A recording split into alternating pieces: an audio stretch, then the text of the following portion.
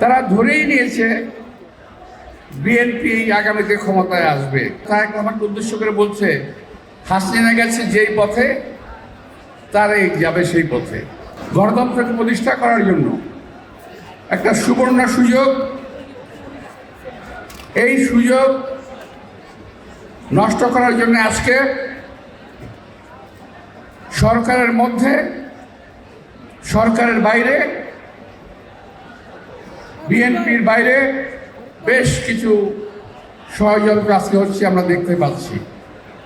কথায় কথায় তারা বিএনপির বিরুদ্ধে কথা বলছে, বিএনপিকে খাটো করে কথা বলছে। তারা ধরেই নিয়েছে বিএনপি আগামীতে ক্ষমতায় আসবে, অথচ বিএনপি কখনোই বলে নাই যে আমরা ক্ষমতায় যাচ্ছি। বিএনপি বারবার দেশের মানুষের ভোটের অধিকারের কথা বলেছে, দেশের মানুষের কথা বলার অধিকারের কথা বলেছে। আজকে অনেকে যে কথাগুলো বলতে খারাপ লাগে, নতুন একটি দলের নেতারা যাদের সম্পর্কে মাঝে মাঝে সোশ্যাল মিডিয়ায় আছে, কয়েকদিন আগে একজনে বলেছেন যাদের কয়েকদিন আগে মাত্র মুসলমানি করা হয়েছে। আমার বক্তব্য না, সোশ্যাল মিডিয়ার বক্তব্য। তারা কথা বলেন আমাদের নেতা তারেক রহমান সম্পর্কে। আমি আসার সময় সোশ্যাল মিডিয়া দেখছিলাম যে বিএনপিকে এবং আমাদের নেতা তারেক রহমানকে উদ্দেশ্য করে বলছে হাসিনা গেছে যেই পথে তারাই যাবে সেই পথে।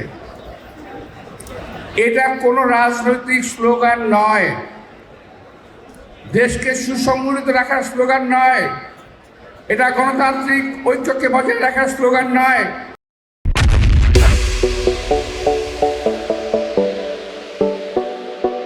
আমরা এবং আমাদের নেতা সবসময় এই সরকারের প্রতি সহযোগিতার হাত বাড়িয়ে দিয়েছে, বারবার বলেছি সহযোগিতার কথা। অনেক দিক খাটো করে হলো, অনেক ছাড় দিয়ে হলো, আজকের জুলাই সনদ সহ বহু কিছুতে বিএনপি ছাড় দিয়েছে। তারপরও কালকে একজন বলছেন যে যদি এইটা না হয় তাহলে নির্বাচন হবে না, যদি ওইটা না হয় তাহলে নির্বাচন হবে না, যদি এটা না হয় নির্বাচন হতে দেওয়া হবে না। এক ফ্যাসিবাদকে তাড়িয়ে আরেক ফ্যাসিবাদকে আনবো না। আমরা তো তাই বলছি, এক ফ্যাসিবাদকে তাড়িয়ে আরেক ফ্যাসিবাদ আমরাও আনতে চাই না, আমরাও প্রতিরোধ করব। আপনারা যে কথাবার্তা আজকে বলছেন, আমার মনে হয় সরকারের মুখপাত্র হয়েই আপনার কথাগুলো বলছেন। আপনাদের যে বয়স, আপনাদের যে মেধা, আপনার যে অভিজ্ঞতা, তাতে আমার মনে হয় না এই সমস্ত কথাগুলো আপনাদের মুখ দিয়ে আসছে কিংবা আপনাদের মাথা থেকে আসছে। এটা অন্যজনের প্ররোচিত কথাবার্তা আপনারা বলছেন, এতে কোনো লাভ হবে না। কারণ যদি কেউ মনে করেন যে জুলাই আগস্টে এই আন্দোলনে সরকারের পতন হয়ে গেছে, এটা কিন্তু আপনারা ভুল করতেছেন। এখানে আমার যুবদলের অনেক ভাই বক্তব্যে কথা বলেছেন, কারো মাথায় গুলি লেগেছে, কেউ মারা গেছে, কেউ পায়ে গুলি লেগেছে, কেউ বুকে লেগেছে। এই গুলি লাগাগুলো কি ব্যর্থ হয়ে যাবে? 17 বছর কি আমরা রাজপথে আন্দোলন করি নাই? যদি জুলাই আগস্ট না হতো আরেকটা মাসে হয়তো বিএনপি আন্দোলন করেই সরকারকে ফেলে দিত।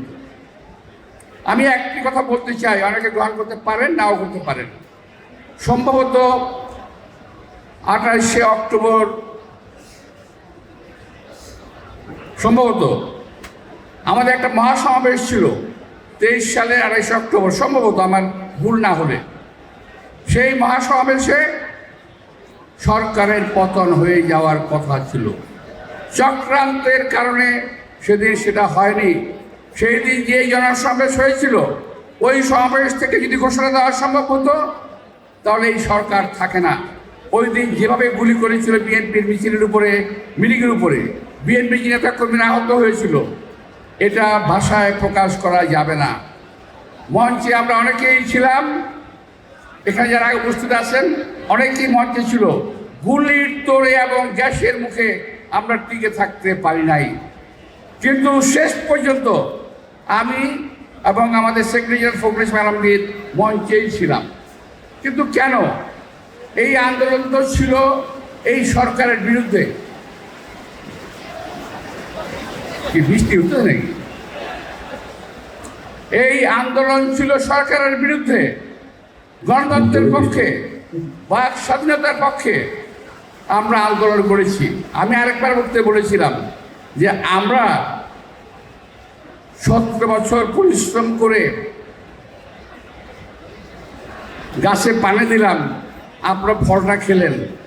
এখন বলছেন বিএনপিটির পেরে কিছু না, এখন বিএনপি নাকি স্বৈরাচার। আরে আমরা সরকারেই গেলাম না এখন পর্যন্ত, এক নাম্বার। আর বিএনপি যখন ইতিপূর্বে সরকারে ছিল, আমাদের নেতা শহীদ রাষ্ট্রপতি জিয়া রহমান সরকারে ছিলেন, যিনি বহুদলীয় গণতন্ত্র কায়েম করেছেন, প্রথম সংস্কার করেছেন শহীদ রাষ্ট্রপতি জিয়া রহমান।